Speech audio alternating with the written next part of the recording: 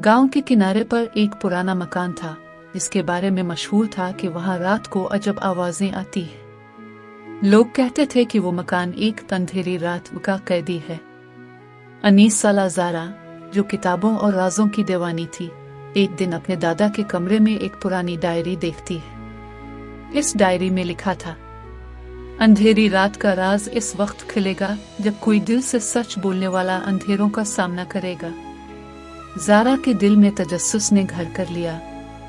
वो एक शाम डायरी हाथ में लिए इसी पुराने मकान की तरफ चल पड़े। मकान के दरवाजे पर एक सुनहरी ताला लगा था जिस पर लिखा था, सच्चा झूठ फैसला तुम्हारा।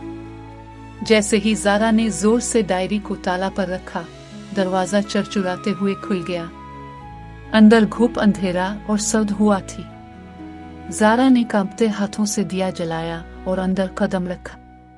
कमरे के बीच में एक आईना रखा था, लेकिन आईने में ज़ारा का अक्स नहीं बल्कि एक रोती हुई बच्ची नजर आ रही थी। वो बच्ची चीख कर बोली, अगर तुम अंदर आ गई हो तो अपना खौफ यहीं छोड़ना होगा।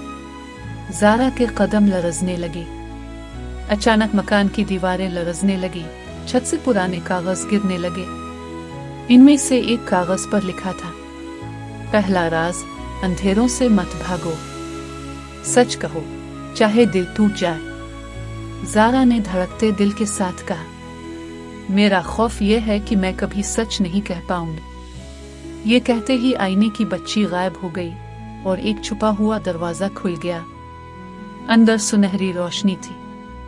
रोशनी के अंदर एक मेज पर पुराना कागज और एक खाली कलम रखा था।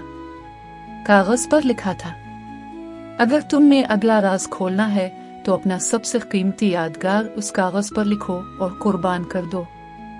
ज़ारा के हाथ कांपने लगे। इसके दिल में सवाल था, क्या मैं अपनी सबसे बड़ी याद कुर्बान कर पाऊंगी? यहाँ पर कहानी पार्ट 1 खत्म हो जाती है।